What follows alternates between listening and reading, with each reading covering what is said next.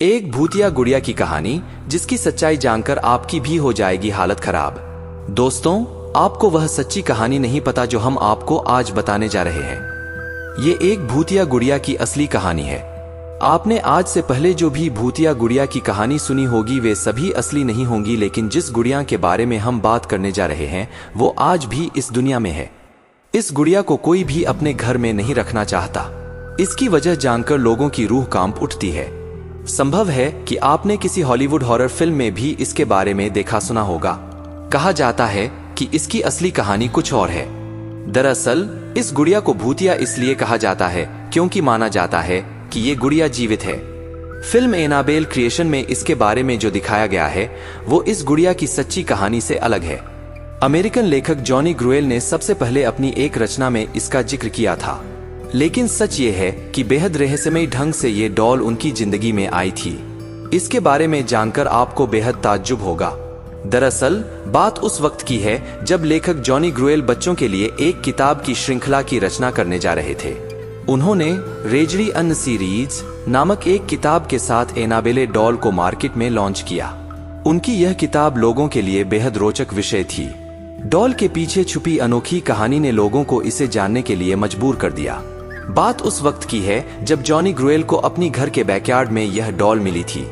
जब उनकी बेटी मार्सेला पैदा हुई तो उसी डॉल से वो हर वक्त खेलती रहती थी।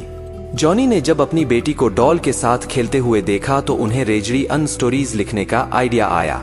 पर दुख की बात यह थी कि 13 साल की उम्र में ही मार्सेल की मौत हो गई। उसकी मौत का कारण संक्रमित टीका बताया गया। मार्सेला की मौत के बाद जब रेजरी अन स्टोरीज को मार्केट में लाया गया तब उस डॉल का मॉडल भी बुक के कवर पेज पर छापा गया। ये मार्सेला को श्रद्धांजलि देने के कारण ही लॉन्च किया गया था। पर हैरानी की बात यह थी कि मार्सेला की मौत के बाद असली एनाबेले डॉल जिससे मार्सेला खेला करती थी वो अचानक घर से कहीं गायब हो गई। जिस रहस्यमयी ढंग से ये डॉल उस घर में आई थी ठीक वैसे ही वो वहां से लापता हो गई। किसी को नहीं पता था कि वह गुड़िया कहाँ गई। मार्सेला ने उसके बारे में पता लगाने की काफी कोशिश भी की, लेकिन उसका पता नहीं चला। और फिर एक दिन वो असली डॉल एक एंटीक शॉप में मिला। ये बात है साल 1970 की। एक नर्सिंग स्टूडेंट जिसका नाम था डोना, उसकी मां ने डोना को ये डॉल गिफ्ट की थी। लेकिन डोना ने डॉल को पाने के बाद से ही उसमें कुछ अजीब चीजें नोटिस की। डोना ने देखा कि डॉल अपने आप ही पोजीशन चेंज कर रही थी। कभी कभी डोना डॉल को एक रूम में रख के कहीं बाहर जाती थी तो वापस लौटने पर वह डॉल उसे वहां नहीं मिलती थी।